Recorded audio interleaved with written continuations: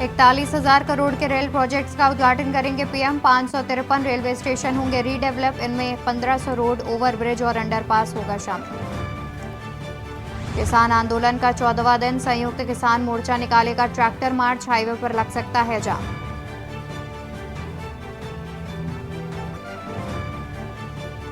केजरीवाल को ईडी का 7वां समन, शराब नीति केस में आज होना है पेश, पिछले 6 नोटिस पर नहीं हुए थे हाजिर।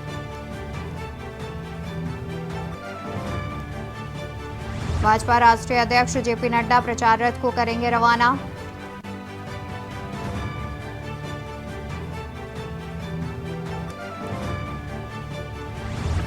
ज्ञानवापी मामले में हुई सुनवाई, जहां पर कोर्ट की ओर से कहा गया कि पूजा पर रोक नहीं लगेगी।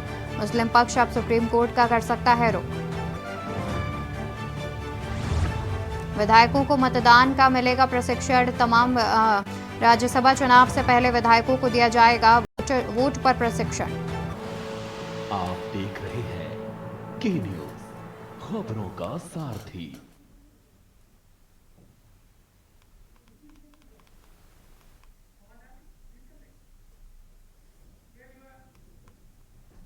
नमस्कार, मैं हूं आपके साथ अवंतिका अवस्थी और हम बात करेंगे अमृत भारत योजना के तोहफे पर, जहां पर प्रधानमंत्री आज 554 परियोजनाओं का उद्घाटन करेंगे, जिसमें 41,000 करोड़ की रेल परियोजनाओं का शिलान्यास किया जाएगा। अमृत भारत स्टेशन योजना में 554 स्टेशनों का किया जाएगा पुनर्विकास और 1500 रोड, ओवरब्रिज एवं अंडरपास का भी उद्घाटन करेंगे पीएम। 41,000 करोड़ की रेल परियोजनाओं का करेंगे शिलान्यास। अमृत भारत स्टेशन योजना में 554 स्टेशनों का किया जाएगा पुनर्विकास। 1500 रोड, ओवरब्रिज, अंडरपास का उद्घाटन करेंगे पीएम। यूपी में कई जगहों पर किया जाएगा कार्यक्रम का आयोजन। खबर आपको बता दें, जहां पर प्रधानमंत्री 554 परियोजनाओं का करेंगे उद्घाटन। 41,000 करोड़ की रेल परियोजनाओं का करेंगे शिलान्यास। अमृत भारत स्टेशन योजना में 554 स्टेशनों का करेंगे पुनर्विकास और 1500 रोड, ओवरब्रिज, अंडरपास का करेंगे उद्घाटन। 41,000 करोड़ की रेल परियोजनाओं का करेंगे शिलान्यास।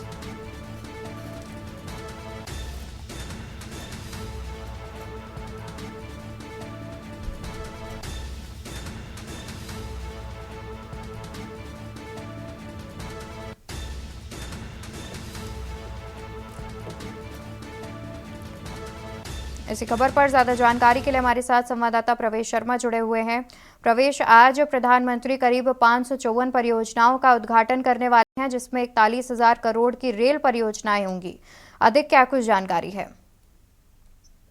बिल्कुल, देखिए मैं आपको बता दूं कि अमृत भारत स्टेशन योजना के तहत प्रधानमंत्री मोदी लगभग 41,000 करोड़ रुपए की जो परियोजना है उसको आज शिलान्यास कर देंगे, जिसमें विशेष रूप से मैं बता दूं लगभग 554 रेलवे स्टेशन है जिनका पुनर्विकास होगा या नवनिर्माण होगा। इसके अलावा वहां की जो कायाकल्प होगी, मैं आपको विशेष रूप से बता दूं कि चाहे वो बुक स्टॉल हो, खाने का स्टॉल हो, इसके अलावा टिकट घर हो, सबको जो है नवीनीकरण होगा। सबसे बड़ी बात यह है कि रेलवे की इस परियोजना में चाहे वो फुट ब्रिज हो, चाहे रेलवे फाटक हो, या इसके अलावा रेलवे के आसपास का सड़क मार्गों, सबका नवीनीकरण किया जाएगा। सबसे ज्यादा जो मैं आपको एक बात बता दूं कि जो बच्चे रेलवे में ट्रैवलिंग करते हैं, विशेष रूप से कई बार एक ट्रेन का इंतजार करते समय काफी समय लग जाता है, तो उसमें बच्चों के लिए खेलने के लिए गेमिंग जोन बनाने की भी बात सामने आ रही है, जो बच्चों के लिए विशेष रूप से अगर 1 घंटे से ज्यादा या उससे ज्यादा अगर स्टेशन पे रुकना पड़े तो बच्चे वहां पर खेल सकेंगे। और टिकट घर की बात करूं तो जो टिकट घर अभी आप देख रहे हैं उसका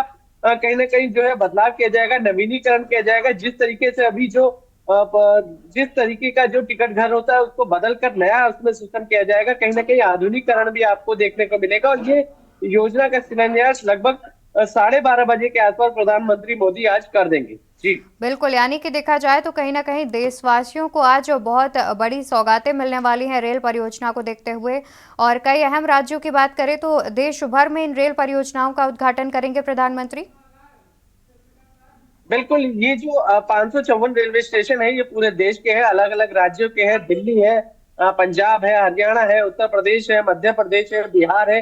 कई ऐसे रेलवे स्टेशन हैं जिनको पूरी तरीके से बदल दिया जाएगा। अभी जो उनकी रूपरेखा है या दशा है, अभी आप उनको देख रहे हैं, लेकिन इस परियोजना के शिलान्यास के बाद जब कार्य पूरा हो जाएगा तो कहीं ना कहीं रेलवे स्टेशनों की कायाकल्प हो जाएगी। बहुत सारे लोगों को इसमें ऐसी चीजें देखने को मिलेगी, नया आधुनिकीकरण देखने को मिलेगा, जो इस योजना के तहत जो है पूरी तरीके से बदल दिया जाएगा। जी। बिल्कुल बिल्कुल, देखा जाए तो जिस तरीके से तमाम देश भर में रेल परियोजनाओं की सौगात मिलने वाली है, तो इससे कहीं ना कहीं देशवासी भी काफ़ी खुश नज़र आ रहे होंगे। बहुत शुक्रिया प्रवेश आपका ज़्यादा जानकारी दर्शकों तक पहुंचाने के लिए। तो आज अमृत भारत योजना में 554 स्टेशनों के पुनर्विकास की बात सामने आ रही है, जहां पर 1500 रोड, ओवरब्रिज और अंडरपास का भी उद्घाटन करेंगे पीएम। और इसके अलावा 41,000 करोड़ की रेल परियोजनाओं का करेंगे शिलान्यास।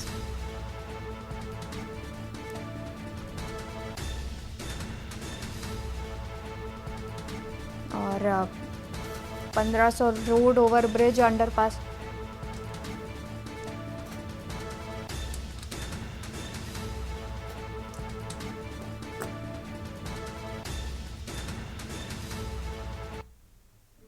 सीधा रुक कर लेते हैं राजधानी दिल्ली का, जहां पर भारत मंडपम में प्रधानमंत्री नरेंद्र मोदी पहुंचे हुए हैं और जायजा लेते हुए नजर आ रहे हैं प्रदर्शनी का।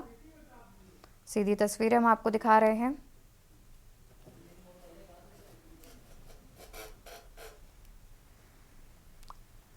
भारत मंडपम से ये सीधी तस्वीरें सामने आ रही हैं।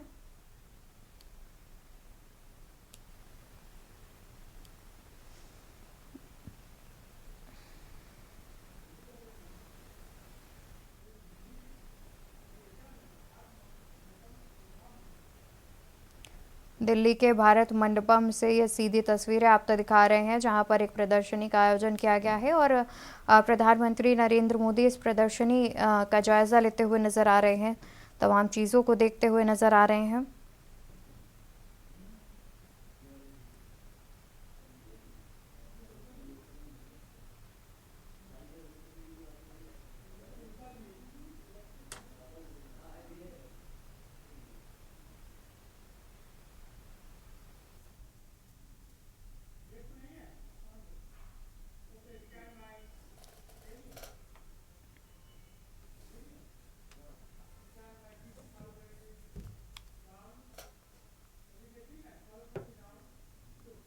तो वहीं यूपी को मिलेगी पहली विश्व स्तरीय स्टेशन की सौगात।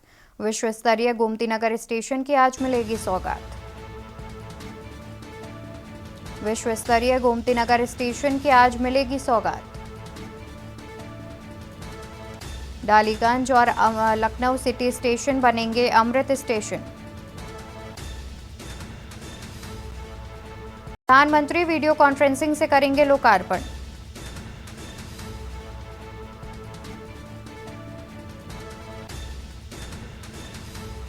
डॉलीगंज और लखनऊ सिटी स्टेशन बनेंगे अमृत स्टेशन।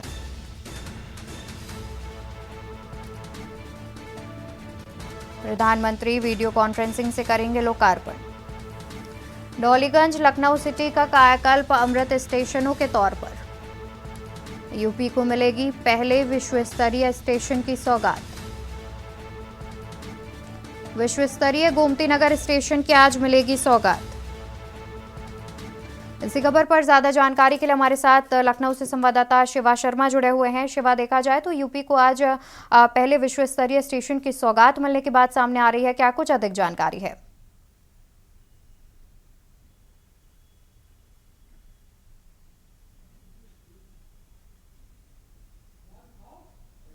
शुरुआत आज हो रही है और इस योजना का आज लोकार्पण कर रहे हैं प्रधानमंत्री नरेंद्र मोदी वर्चुअली। और ये कहा जा सकता है कि 41,000 करोड़ के रोड मैप से जो तैयार हुआ है, 554 देश भर के जो रेलवे स्टेशन है और 1500 जो रोड ओवर ब्रिज है और अंडरपास है जो रेलवे स्टेशन को जोड़ने का काम करते हैं, वहाँ से वाहनों को निकालने का काम करते हैं, उन परियोजनाओं का शिलान्यास होगा, उसका लोकार्पण होगा।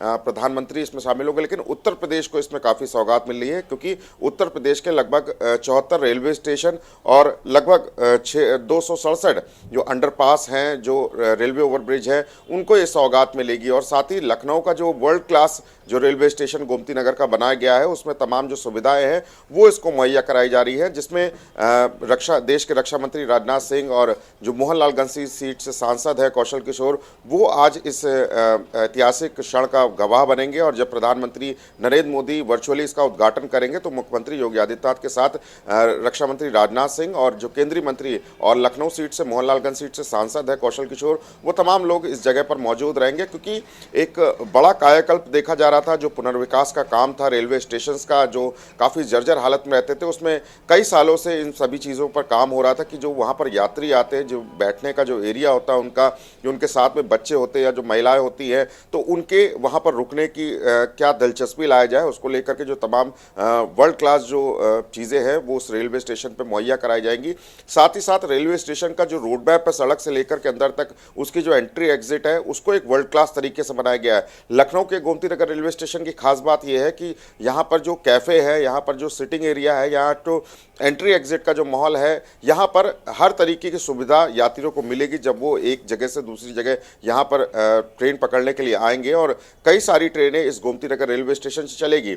लखनऊ में पहले ये होता था कि अगर आपको कहीं बाहर जाना है तो लखनऊ रेलवे स्टेशन से जो चारबाग का रेलवे स्टेशन है वहाँ से ट्रेनें पकड़नी पड़ती थी, लेकिन चारबाग रेलवे स्टेशन को पछाड़ देने के बाद गोमती नगर रेलवे स्टेशन एक ऐसा पहले रेलवे स्टेशन बनेगा जो वर्ल्ड क्लास एक सारी सुविधाओं से वो लैस होगा, जिसमें तमाम तरीके की जो सुविधाएं हैं जो एक विदेशों में देखी जाती है वो यहाँ पर मिलेगी। तो लोगों को काफ़ी सौगात मिलने वाली है और जो आरामदायक जो बैठने की जो प्रक्रिया है पूरे रेलवे स्टेशन के अंदर पर जरूर मिलेगी। तो अब ये तकरीबन 1.5 घंटे बाद प्रधानमंत्री नरेंद्र मोदी वर्चुअली इस रेलवे स्टेशन का उद्घाटन करेंगे। और न सिर्फ लखनऊ बल्कि उत्तर प्रदेश के 74 रेलवे स्टेशन जिनका कायाकल्प हुआ है, जिनका पुनर्विकास हुआ है, जिनमें मरम्मत का कार्य चल रहा था, उसको और अच्छा बेहतर दिखाने का प्रयास किया जा रहा था, उन सभी का शिलान्यास हो जाएगा। और ये कहा जा सकता है कि 41,000 करोड़ का रोड मैप जो था उसके अनुदान के बाद से इस पूरी सुविधा को आज से लागू किया जाएगा।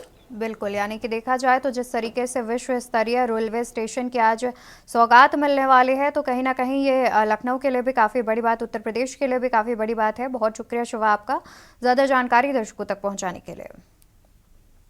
तो आपको बता दें कि विश्व स्तरीय गोमती नगर रेलवे स्टेशन को एक सौगात मिलेगी। डॉलीगंज और लखनऊ सिटी स्टेशन को भी अमृत स्टेशन बनाया जाएगा।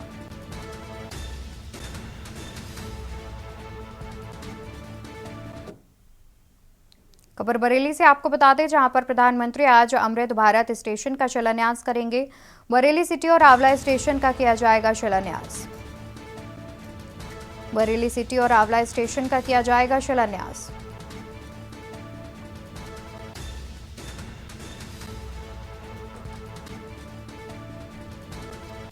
बरेली के सभी मंत्री, सांसद और विधायक रहेंगे मौजूद।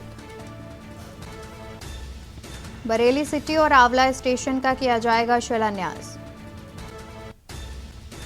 वीडियो कॉन्फ्रेंसिंग के जरिए प्रधानमंत्री शिलान्यास करेंगे। बरेली के सभी मंत्री, सांसद और विधायक रहेंगे मौजूद। 11 करोड़ रुपए से आंवला स्टेशन का किया जाएगा पुनर्विकास। प्रधानमंत्री आज करेंगे अमृत भारत स्टेशन का शिलान्यास। खबर आपको बरेली से बता रहे हैं, जहां पर बरेली सिटी और आंवला स्टेशन का भी शिलान्यास इसी कड़ी में किया जाएगा। और वीडियो कॉन्फ्रेंसिंग के जरिए प्रधानमंत्री करेंगे स्टेशन का शिलान्यास। बरेली के सभी मंत्री, सांसद और विधायक इस दौरान रहेंगे मौजूद। बरेली सिटी और आंवला स्टेशन का किया जाएगा शिलान्यास। वीडियो कॉन्फ्रेंसिंग के जरिए प्रधानमंत्री करेंगे शिलान्यास। बरेली के सभी मंत्री, सांसद और विधायक रहेंगे मौजूद। 11 करोड़ रुपए से आंवला स्टेशन का किया जाएगा पुनर्विकास। इसी खबर पर ज्यादा जानकारी के लिए हमारे साथ संवाददाता शानू कुमार जुड़े हुए हैं। शानू, देखा जाए तो जिस तरीके से 11 करोड़ रुपए से बरेली स्टेशन के पुनर्विकास की बात सामने आ रही है, इस बारे में क्या कुछ अधिक जानकारी है?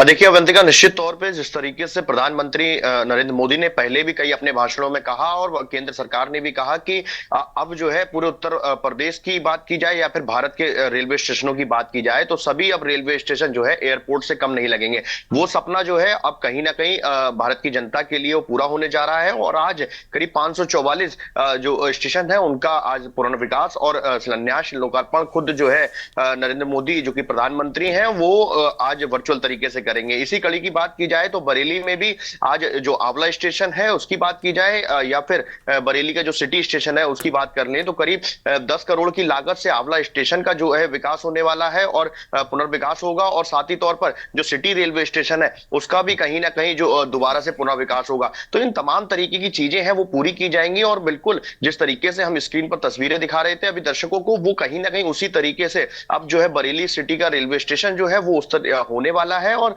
इसमें पुनर्विकास में बात की जाए तो कई सुविधाएं मुहैया कराई जाएंगी जिसमें जो एक्सीलेटर्स की बात की जाए तो वो पूरा होगा और जो प्लेटफॉर्म है उनको डेकोरेट किया जाएगा। साथ ही तौर पर जो फुब्बारे से जिसको रेलवे स्टेशन की सुंदरता बढ़ेगी उसको पूरा किया जाएगा और साथ ही तौर पर जो वेटिंग एरियाज होंगे और पार्किंग होगी जो दोपहिया वाहन से लोग आते हैं या फिर 4 व्हीलर से जो लोग आते हैं उनके लिए सुविधा कराई जाएगी। तो इन तमाम तरीके की चीजों को पूरा किया जाएगा और साथ ही तौर पर आंवला स्टेशन का भी आज जो है पुनर्विकास होने वाला है। आंवला स्टेशन की बात की जाए तो कई वर्षों से उस जगह पर काम नहीं हुआ था लेकिन आज वो काम होने वाला है। तो कहीं ना कहीं अवंतिका निश्चित तौर पे जो प्रधानमंत्री मोदी ने जो पहले बात कही थी कि सभी रेलवे स्टेशन जो है अब कहीं ना कहीं एयरपोर्ट की तरह देखे जाएंगे और वो तस्वीरें आज सामने कहीं ना कहीं पूरी हो जाएंगी और कुछ ही देर बाद कहीं जो नरेंद्र मोदी है वो भारत मंडपम से वर्चुअल तरीके से जो है सभी स्टेशनों का पुनः विकास करने वाले हैं। फिलहाल बरेली में बात की जाए तो इसकी तैयारियां पूरी कर ली गई है। दोनों जगह, दोनों आंवला स्टेशन की बात कर ले या फिर बरेली सिटी स्टेशन की बात कर ले, दोनों जगह पर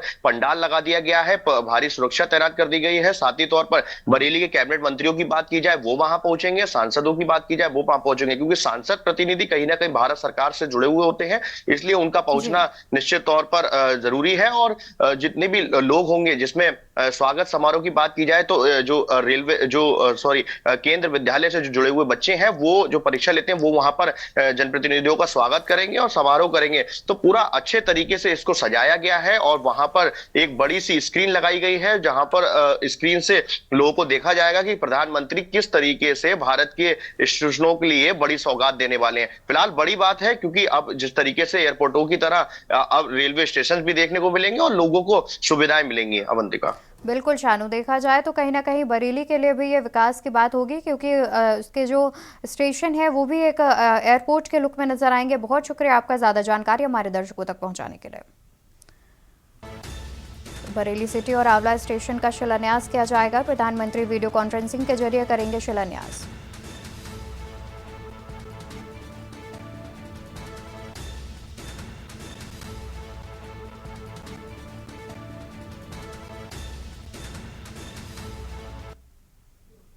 तो वहीं मेरठ से खबर बता दें जहां पर 473 करोड़ से विश्व स्तरीय बनेगा Meerut city station. Amrit Bharat station योजना में शामिल मेरठ सिटी। अमृत भारत स्टेशन योजना में शामिल मेरठ सिटी। और प्रधानमंत्री आज वर्चुअली रखेंगे इसकी आधारशिला। 110 साल पहले बने सिटी स्टेशन का किया जाएगा पुनर्विकास। 110 साल पहले बने सिटी स्टेशन का किया जाएगा पुनर्विकास। नए स्टेशन की 4 मंजिला इमारत में होंगे होटल। इसी खबर पर ज्यादा जानकारी के लिए मेरठ से संवाददाता राजू शर्मा जुड़े हुए हैं। राजू, देखा जाए तो आज मेरठ को भी एक सौगात मिलने वाली है जहां पर उसके स्टेशन की कायाकल्प करने के लिए प्रधानमंत्री वीडियो कॉन्फ्रेंसिंग के जरिए उसका शिलान्यास करेंगे। अधिक क्या कुछ जानकारी है? हाँ बिल्कुल, देखिए अवंतिका, मैं आपको बता दूं कि आज उत्तर प्रदेश के साथ साथ अगर मेरठ की भी बात करें तो मेरठ में भी अमृत भारत स्टेशन योजना के तहत मेरठ सिटी स्टेशन के कायाकल्प के लिए एक बड़ी जो धनराशि थी वो स्वीकृत कर दी गई है और आज प्रधानमंत्री नरेंद्र मोदी बाकायदा वर्चुअली माध्यम से इसका शुभारंभ करेंगे। पूर्ण विकास के लिए एक बड़ा जो अमाउंट है 473 करोड़ रुपए वो जारी किया गया है और साफ तौर पर बताया गया है कि अब जो मेरठ का स्टेशन है उसे क्रांति धारा यानी कि 1857 की जो क्रांति थी उसके तरीके से पूरा तैयार किया जाएगा। तमाम प्रदर्शनी लगाई जाएगी और साथ ही इसके साथ साथ मल्टी लेवल पार्किंग, और होटल्स की व्यवस्था की जाएगी। साथ ही जो व्यापारी है उनके लिए एक बाकायदा मीटिंग हॉल बनाया जाएगा। बच्चों के खेलने के लिए भी एक प्लेइंग जो रूम है वो तैयार किया जाएगा। तो कुल मिलाकर विश्व स्तरीय जो मेरठ का सिटी स्टेशन है वो अब बनने वाला है। प्रधानमंत्री नरेंद्र मोदी कुछ देर बाद इसका शुभारंभ करेंगे वर्चुअली माध्यम से।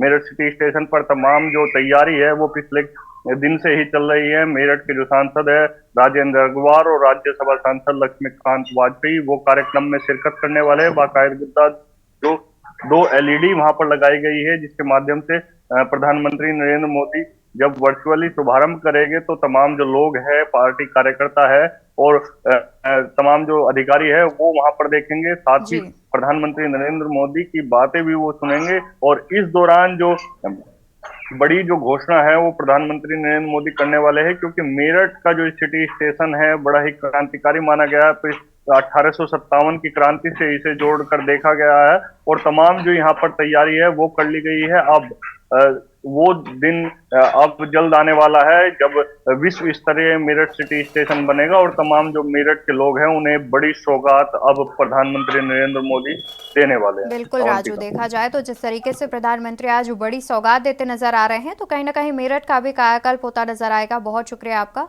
ज्यादा जानकारी दर्शकों तक पहुंचाने के लिए।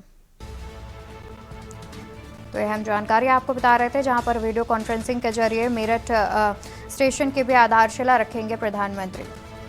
रुकेंगे एक छोटे से ब्रेक के लिए, जल्द हाजिर होंगे। आप देख रहे हैं के न्यूज, खबरों का सारथी।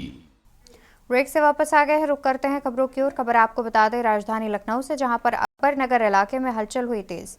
अकबर नगर इलाके में अवैध निर्माण गिराया जाएगा। LDA, नगर निगम और पुलिस अधिकारी मौजूद। थोड़ी देर में ध्वस्तीकरण अभियान होगा शुरू और ध्वस्तीकरण कार्रवाई के चलते रूट डायवर्जन भी किया गया है। तो ये बड़ी खबर हम आपको बता रहे हैं, जहां पर अकबरपुर से खबर सामने आ रही है। अकबर नगर इलाके में हलचल हुई तेज। अकबर नगर इलाके में अवैध निर्माण गिराया जाएगा। LDA, नगर निगम और पुलिस अधिकारी रहेंगे मौजूद। थोड़ी देर में ध्वस्तीकरण अभियान होगा शुरू। अकबर नगर इलाके में हलचल हुई तेज। अकबर नगर इलाके में अवैध निर्माण गिराया जाएगा।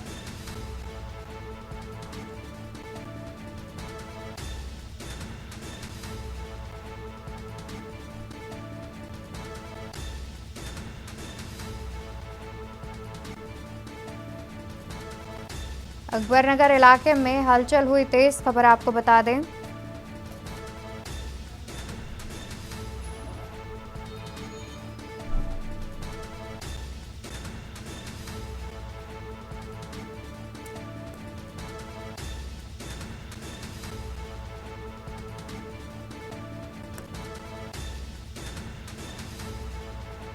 इसी खबर पर ज्यादा जानकारी के लिए हमारे साथ संवाददाता संदीप मिश्रा जुड़े हुए हैं। संदीप, देखा जाए तो जिस तरीके से अवैध निर्माण को गिराने की बात सामने आ रही है, जिसके बाद अकबर नगर इलाके में हलचल तेज हो गई है, इस बारे में क्या कुछ अधिक जानकारी है? देखिए, अकबर नगर इलाके की अगर हम बात करते हैं तो इलाके वक्त से लगभग 20 साल से 25 साल से लोग रह रहे। अब कुकरेल का नदी के तर्ज पर जो है उसको बनाना है, तो कहीं ना कहीं कुकरेल को लेकर के जिस तरीके से साफ सफाई किया जा रहा है, ध्वस्तीकरण किया जा रहा है, उसकी अगर हम बात करते हैं तो हलचल तेज इस प्रकार हुई कि जब वहाँ पर पुलिस के कर्मी और नगर निगम के कर्मी मौजूद पहुंचते हैं तो ध्वस्तीकरण के आदेश को लेकर के पहुंचते हैं। इसके बाद से लोग जो है नाराज होने शुरू हो जाते हैं, यानी कि कहीं ना कहीं जिनको आदेश दिया गया था कि अपना सामान जो है वहां से हटाकर कहीं और शिफ्ट हो जाए, लेकिन लंबा वक्त गुजरता चला जा रहा है, लेकिन अभी तक ना वो हटे वहां से सामान लेकर के, न ही किसी प्रकार से उनके निर्माण को गिराया गया। तो ऐसे में अब जो है पुलिस जो है LDA और नगर निगम और पुलिस के जो अधिकारी है वो वहाँ पे मौजूद है। थोड़ी देर में ध्वस्तीकरण का जो अभियान होगा वो उसकी शुरुआत की जाएगी। अकबर नगर इलाके के लिए पूरा निर्माण कराया गया था, जो काफी लंबे वक्त सालों से जो है इस कार्य को चल रहा था। बिल्कुल, बहुत शुक्रिया संदीप आपका ज्यादा जानकारी हमारे दर्शकों तक पहुंचाने के लिए। तो ये अहम खबर हम आपको बता रहे हैं, जहां पर ध्वस्तीकरण की कार्रवाई की जा रही है, जिसको लेकर अकबर नगर इलाके में हलचल तेज हो गई है।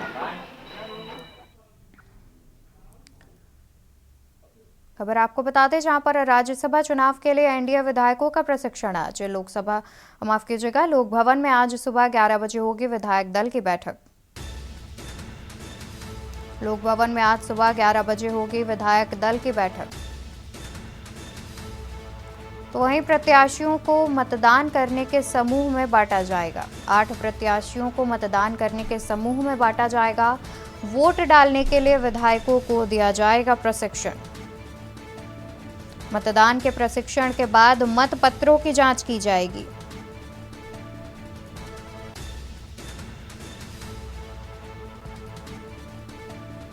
बीजेपी प्रदेश अध्यक्ष, अपना दल कार्यकारी अध्यक्ष होंगे शामिल। निषाद पार्टी अध्यक्ष और सुभासपा अध्यक्ष ओपी राजभर रहेंगे मौजूद।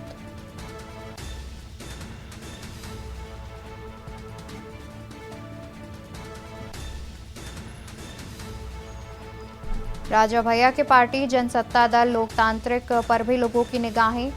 राज्यसभा की 10 सीटों के लिए 27 फरवरी को मतदान की तैयारी।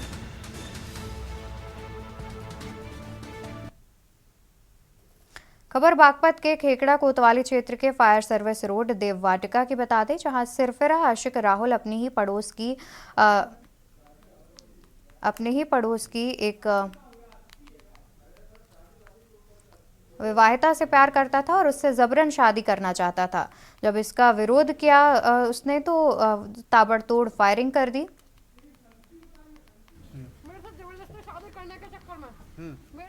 मैंने कहा मैं किसी शादीशुदा बंदा है, मैं शादी करना नहीं चाहती, मैं बात लेना चाहती हूँ। मैं अपना शहर छोड़ के जा रही थी।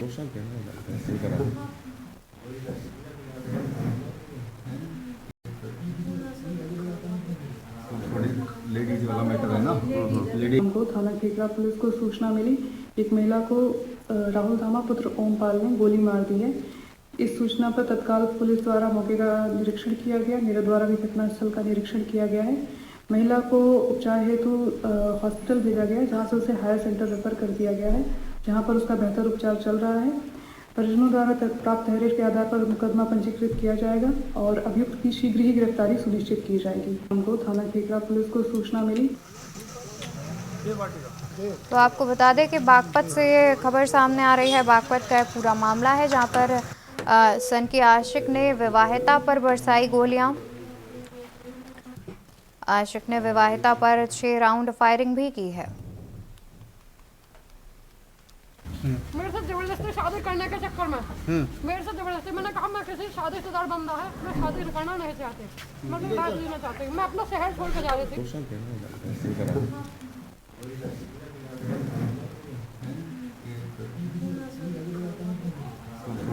लेडीज वाला मैटर है ना। लेडीज है ना ये। फिर इसी खबर पर ज्यादा जानकारी के लिए हमारे साथ संवाददाता कुलदीप पंडित जुड़े हुए हैं। कुलदीप, जिस तरीके से ये मामला सामने आ रहा है, 6 राउंड फायरिंग भी की गई है एक विवाहिता पर, इस बारे में अधिक क्या कुछ जानकारी है? जी, आपको बता दूं ये खेकड़ा थाना क्षेत्र का पूरा मामला है और जहां देव वाटिका नाम का एक स्थान था, जहां पर ये एक उसके पड़ोस का रहने वाला राहुल एक तरफा प्यार करता था और सनकी टाइप का किस तरह से दिखाई दे रहा था और उसने उस पर जो है ताबड़तोड़ गोलियां वहां पर चला दी, जिसमें 2 गोली महिला को लगी है। हालांकि महिला की हालत गंभीर बनी हुई है, नाजुक बनी हुई है और उसको हायर सेंटर के लिए रेफर किया गया है। हालांकि पुलिस ने पूरे मामले का संज्ञान लिया है और पूरा मामला दर्ज करके आरोपी की तलाश शुरू कर दिया। आरोपी अभी फरार बताया जा रहा है। जी बिल्कुल, यानी कि आरोपी अभी फरार चल रहा है और पुलिस के गिरफ्त से भी दूर है। क्या इस मामले में अन्य भी कोई आरोपी है या सिर्फ जो युवक है जिसने फायरिंग की है वो ही आरोपी है? जी, आपको बता दूं कि जब हमारे इनके जो परिवार था, परिवार की जो एक महिला थी जो घायल है, इसकी बहन से हमारी बात हुई थी, रीना से, तो उन्होंने साफ तौर पर कहा था कि जहां एक तरफ सनकी आशिक अपने प्यार को इजहार कराने के लिए उस पर दबाव बना रहा था, शादी करने का दबाव बना रहा था, इस वजह से उसने फायरिंग की थी, तो वहीं दूसरी ओर इनका जमीनी विवाद भी चल रहा है, जिसको लेकर दोनों परिवारों में रंजिश आ रही थी। तो कहीं ना कहीं साफ तौर पर है कि जिस तरह से राहुल ने इस तरह से दुस्साहस तरीके से और दबंगता दिखाते हुए फायरिंग शुरू की है, तो कहीं ना कहीं वो साफ तौर पर दिखाता है उसके परिवार के लोग या अन्य लोग भी उसके साथ शामिल रहे होंगे। हालांकि पुलिस जो है सभी पहलुओं पर गहनता से इसमें जांच कर रही है और जांच करने के बाद कार्रवाई की बात कह रही है। बिल्कुल, बहुत शुक्रिया कुलदीप आपका ज्यादा जानकारी हमारे दर्शकों तक पहुंचाने के लिए। तो अहम जानकारी हम आप तक पहुंचा रहे थे, जहां पर एक युवक ने विवाहिता से शादी करने का दबाव बना रहा था, जिसके बाद जब विवाहिता ने मना किया तो उस पर 6 राउंड फायरिंग कर दी। पीलीभीत से खबर, जहां पर 2 दिवसीय जिले दौरे पर भाजपा। खबर पीलीभीत से, 2 दिवसीय जिले दौरे पर भाजपा सांसद वरुण गांधी। आज और कल सांसद वरुण गांधी जिले में ही रहेंगे और बरखे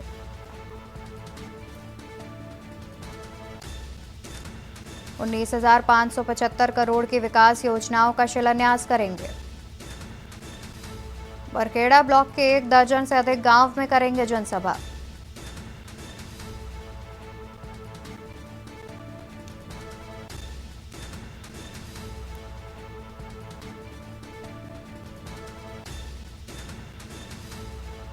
सांसद वरुण कर देर शाम दिल्ली के लिए होंगे रवाना।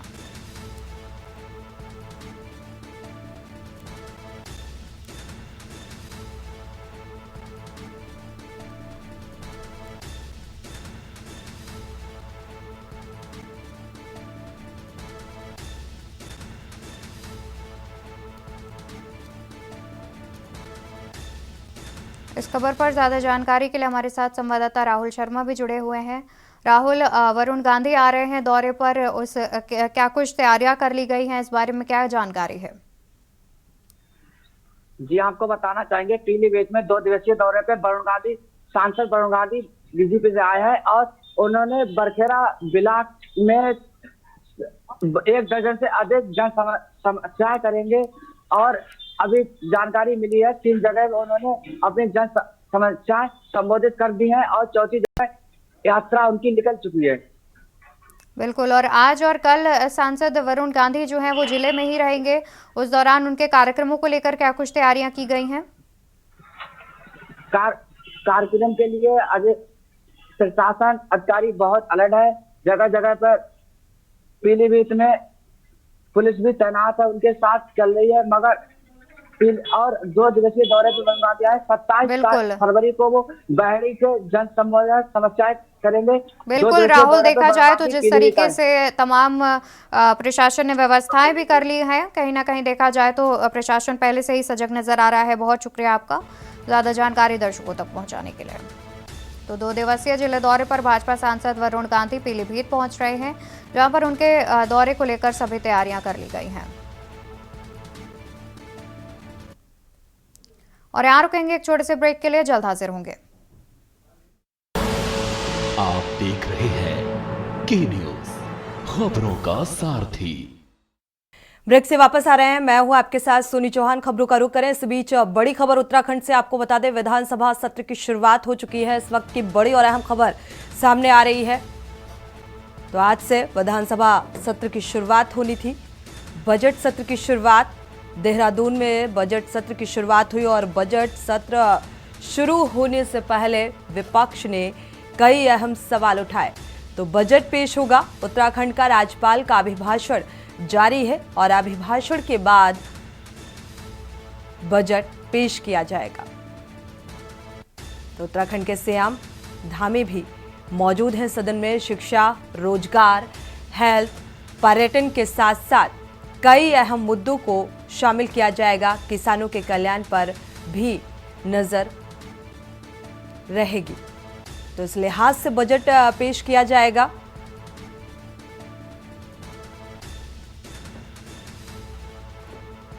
हालांकि आशंका जताई जा रही है, जो लगातार बजट को लेकर बात निकलकर सामने आई कि 90 करोड़ से ज्यादा का बजट पास हो सकता है।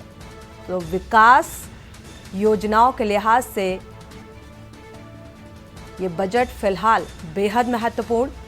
हालांकि लगातार इस बजट सत्र की शुरुआत से पहले विपक्ष इस बात को लेकर हंगामा कर रहा था कि गैरसैंण में ये बजट सत्र होना चाहिए और आज शुरुआत हो चुकी है। राज्यपाल का अभिभाषण जारी है और इसके बाद बजट पेश किया जाएगा और हर तबके को ध्यान में रखकर यह बजट पेश किया जाएगा।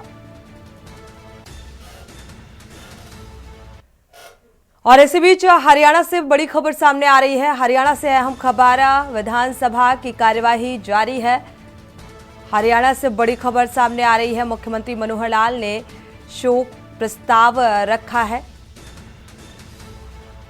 नफे सिंह राठी की हत्या पर यह शोक प्रस्ताव रखा गया है। तो सीएम ने नफे सिंह राठी को श्रद्धांजलि भी अर्पित की और इसके बाद ये शोक प्रस्ताव रखा। हरियाणा विधानसभा की कार्यवाही के दौरान हरियाणा के सीएम मनोहर लाल ने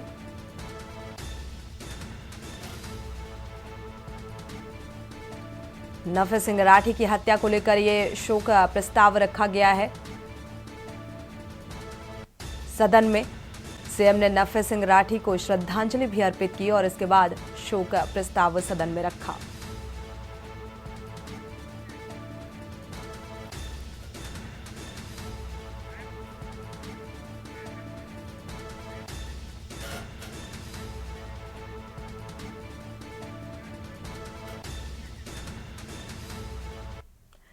सीधे रुख करते हैं दिल्ली का, जहां पर भारत मंडपम कार्यक्रम में नरेंद्र मोदी, प्रधानमंत्री नरेंद्र मोदी पहुंचे हुए हैं। क्या कुछ कह रहे हैं इस दौरान, सुनाते हैं आपको।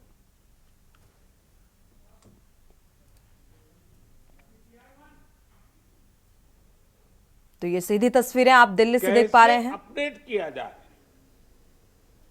डिजाइन को कैसे नयापन दिया जाए, इस पर बल दिया जा रहा है। हम टेक्सटाइल वैल्यू चेन के सभी एलिमेंट्स को 5 के सूत्र से एक दूसरे से जोड़ रहे हैं और मुझे लगता है शायद जब तक आपका ये कार्यक्रम चलेगा 50 लोग होंगे जो आपको बार बार 5 सुनाते रहेंगे। इसलिए भी आपको कंठस्थ हो जाएगा और वहां जाएंगे एग्जीबिशन में तो वहां भी बार बार 5 आपके सामने आएगा। ये 5 की यात्रा फार्म, फाइबर, फैक्ट्री, फैशन और फॉरेन, एक प्रकार से पूरा दृश्य हमारे सामने है। 5 के इसी सिद्धांत को ध्यान में रखते हुए हम किसान, बुनकरों, एमएसएमई, एक्सपोर्ट सभी को प्रोत्साहित कर रहे हैं। एमएसएमई को आगे बढ़ाने के लिए हमने कई अहम कदम उठाए हैं। हमने इन्वेस्टमेंट और टर्नओवर के लिहाज से एमएसएमई की परिभाषा में भी संशोधन किया है। इससे उद्योगों का स्केल और साइज बड़ा होने के बाद भी उन्हें सरकार की योजनाओं का लाभ मिल सकेगा। हमने कारीगरों और बाजार के बीच की दूरी कम की है। देश में डायरेक्ट सेल्स, एग्जीबिशंस और ऑनलाइन प्लेटफॉर्म जैसी सुविधाएं बढ़ाई गई हैं।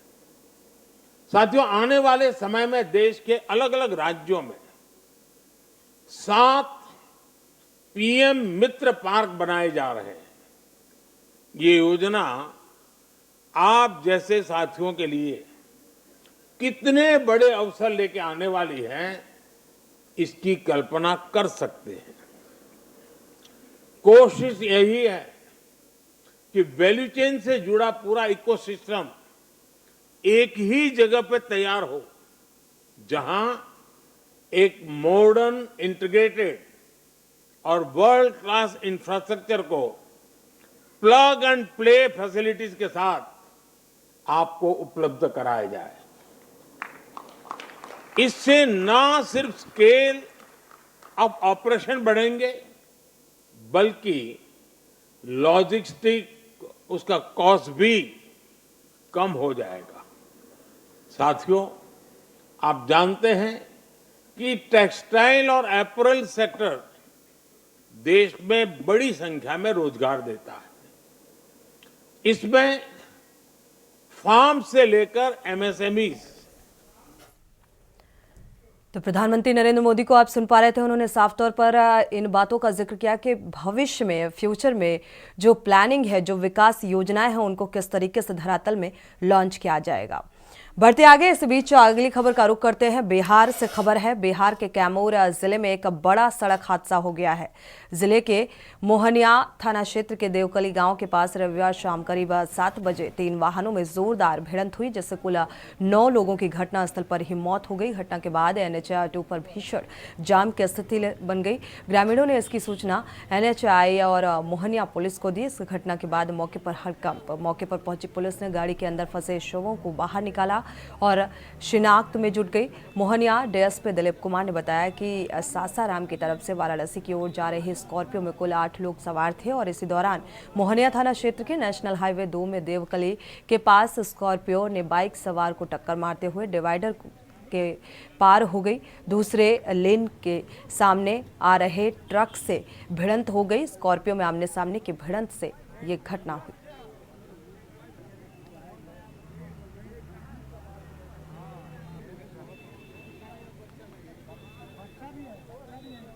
तो बेहद दर्दनाक ये हादसा, जिसमें इन घटनास्थल पर ही जिनकी मौत बताई जा रही है, करीब 8 लोगों की मौत, और इसमें भोजपुरी एक्टर शामिल थे जो इस सड़क दुर्घटना में मौत यानी कि काल के गाल में समा गए और 8 लोगों की मौत बताई जा रही है।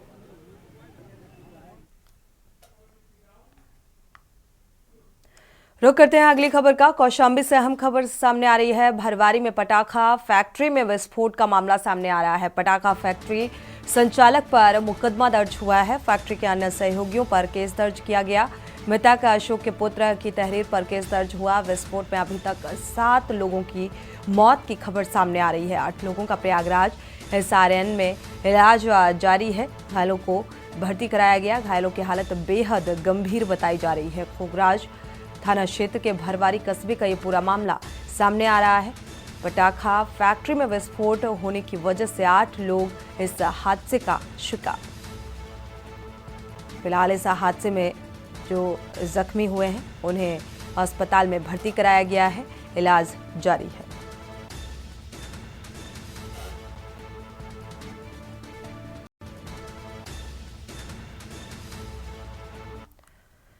बढ़ते आगे, रुक करते हैं अगली खबर का। एटा से हम खबर है। 7 निरीक्षक और 1 उप निरीक्षक के कार्यक्षेत्र में फेरबदल किया गया है। SSP राजेश कुमार सिंह ने कार्यक्षेत्र में फेरबदल किया है। कानून व्यवस्था को बेहतर बनाने के लिए ये फेरबदल इस लिहाज से किया गया। नित्यानंद पांडे प्रभारी निरीक्षक मलावन बनाए गए हैं और साथ ही अमित कुमार प्रभारी बने हैं। निरीक्षक कोतवाली अलीगंज के बनाए गए हैं। अरुण पवार प्रभारी बनाए गए हैं और प्रभारी निरीक्षक कोतवाली नगर निर्दोष सिंह को प्रभारी निरीक्षक पद की जिम्मेदारी सौंपी गई है।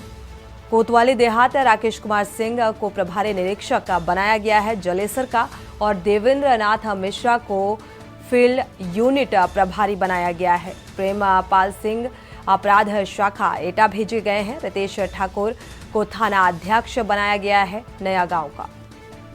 तो एक बड़े फेर बदल की तस्वीर सामने आ रही है।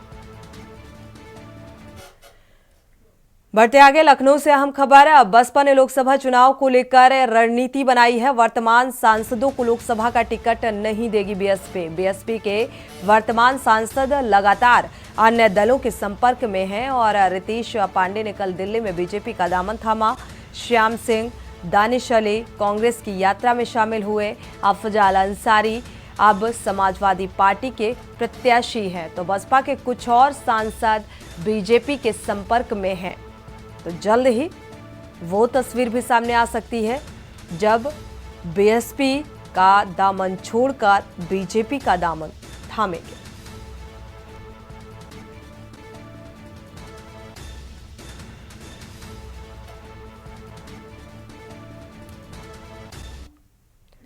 वाराणसी से अहम खबर। पूर्वांचल में लगेंगे 4G प्रीपेड स्मार्ट मीटर। 1 मार्च से मीटर लगाने का कार्य शुरुआत हो जाएगी और डिस्कॉम ने मीटर लगाने की तैयारी पूरी कर ली है। 92 लाख उपभोक्ताओं को घर के मीटर बदले जाएंगे। करीब 92 लाख उपभोक्ता हैं जिनके घर के मीटर में बदलाव किया जाएगा। 4G प्रीपेड स्मार्ट मीटर लगाया जाएगा। वाराणसी से हम खबर आपको बता रहे हैं। 1 मार्च से इसकी शुरुआत हो जाएगी।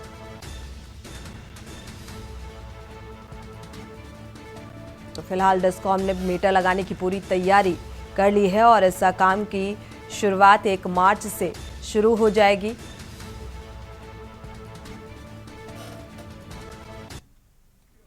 रुक करते हैं कानपुर का। कानपुर से अहम खबर सामने आ रही है। निर्माणाधीन पंजाबी फार्म हाउस में फायरिंग का मामला सामने आया। गोली लगने से युवक गंभीर रूप से घायल हुआ। रेजेंसी हॉस्पिटल में भर्ती कराया गया है। 2 अन्य लोगों के भी घायल होने की खबर सामने आ रही है। अस्पताल में भर्ती कराया गया है। एसीपी कल्याणपुर और बिठूर पुलिस मौके पर पहुंची। बिठूर थाना क्षेत्र के बरहट बांगर गांव की ये पूरी घटना सामने आ रही है। गोलीकांड का ये पूरा मामला। जख्मी युवक को फिलहाल अस्पताल में भर्ती कराया गया है। इलाज जारी है। अगली खबर हनुमानगढ़ से सामने आ रही है। संभागीय आयुक्त वंदना सिंघवी जिले में 2 दिवसीय दौरे पर रही और इस दौरान उन्होंने शुक्रवार को कलेक्ट्रेट में जिला अधिकारियों के साथ बैठक की और उसके उपरांत नगर परिषद द्वारा संचालित अन्नपूर्णा रसोई और जंक्शन बस स्टैंड रैन बसेरे का औचक निरीक्षण भी किया गया।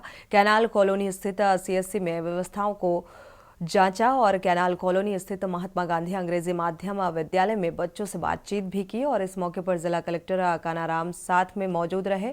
इस दौरान उन्होंने कार्यालयों में मौजूद स्टाफ को भी सफाई पर विशेष ध्यान देने के निर्देश दिए हैं। इंद्रसेन झांझड़ा को अस्पताल में आने वाले मरीजों को उपलब्ध करवाई जाने वाली जो सुविधाएं हैं, कौन कौन से इलाज उपलब्ध हैं, साथ ही जो नोटिस है वो चस्पा हुए हैं, तमाम अहम इस जायजा लेने के दौरान निर्देशित किया व्यवस्थाओं को चुस्त दुरुस्त रखने के लिए। देख के आई हूँ और कमोबेश वहाँ पे सफाई वगैरह थोड़ी ठीक थी, फिर भी निर्देश दिए हैं कि पूरा क्लीन एंड नीट होना चाहिए और कुछ जो हमारे पेशेंट्स आते हैं उनके लिए हॉस्पिटल में क्या क्या सुविधाएं उपलब्ध है, कौन कौन सा इलाज उपलब्ध है, इसका डिस्प्ले होना चाहिए। आरोग्य बीमा योजना जो है, आयुष्मान आरोग्य बीमा योजना का डिस्प्ले काउंटर वहाँ पे होना चाहिए ताकि लोगों को जानकारी मिल सके कि योजना के अंतर्गत क्या लाभ उन्हें दे हैं।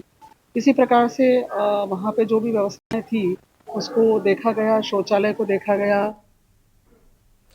बढ़ते आगे रुक करते हैं अगली खबर का। खबर हनुमानगढ़ की ग्राम पंचायत बुधवलिया से है, जहां नव सृजित ग्राम पंचायत भवन बुधवलिया का लोकार्पण और भामाशाह सम्मान समारोह कार्यक्रम आयोजित किया गया। कार्यक्रम के मुख्य अतिथि कविता मेघवाल और विनोद गोठवाल और विशिष्ट अतिथि मुकेश सहारण और जितेंद्र गोयल, बीजेपी युवा मोर्चा जिला अध्यक्ष सुशील जोशी मौजूद रहे। इसी के साथ खबरों में फिलहाल बस इतना ही। आगे खबरों के लिए आप देखते रहिए के न्यूज इंडिया। आप देख रहे हैं के न्यूज, खबरों का सारथी।